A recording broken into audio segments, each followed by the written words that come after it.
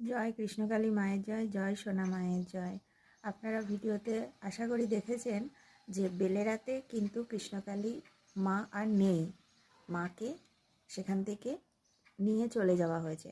কোথায় নিয়ে যাওয়া হয়েছে, তারপরে নতুন মন্দির কোথায় হবে, মঙ্গলামা বলেছেন যে নতুন মন্দির হয়ে গেছে, কিন্তু কোথায় হয়েছে, কবে থেকে ভক্তদের জন্য নতুন মন্দির খুলবে, সেসব কিন্তু এখনও উনি বলেননি।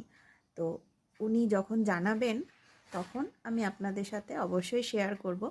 আপনারা আমার চ্যানেলটি সাবস্ক্রাইব করে রাখুন আর বাড়িতে বসে মায়ের নাম জপ করুন। কৃষ্ণকালী মা জাগ্রত, কৃষ্ণকালী মা জীবন্ত। মাকে আপনি সব সময় ডাকুন, ঘরে বসেও মাকে ডাকা যায়।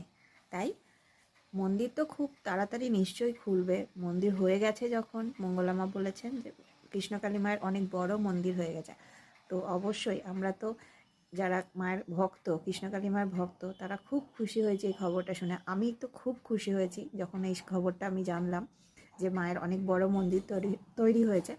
তো মন্দির যখন হয়েছে তৈরি, নিশ্চয়ই খুলবে তো বটেই, ভক্তদের জন্য মায়ের মন্দির অবশ্যই খুলবে। আপনারা আর একটু ধৈর্য ধরুন, আর একটু অপেক্ষা করুন। কোথায় খুলেছে আর কবে থেকে খুলবে, কবে উদ্বোধন হবে, সব কিছুই আপনারা আস্তে আস্তে জানতে পারবেন। তাই আপনারা চ্যানেলটি সাবস্ক্রাইব করে রাখুন আর ভিডিওগুলো দেখুন। কমেন্টে অবশ্যই লিখুন জয় কৃষ্ণকালী মায়ের জয়, জয় সোনা মায়ের জয়। কৃষ্ণকালী মা জাগ্রত, কৃষ্ণকালী মা জীবন্ত। তাই মা কাউকে খালি হাতে ফেরান না। সবাই ভালো থাকবেন,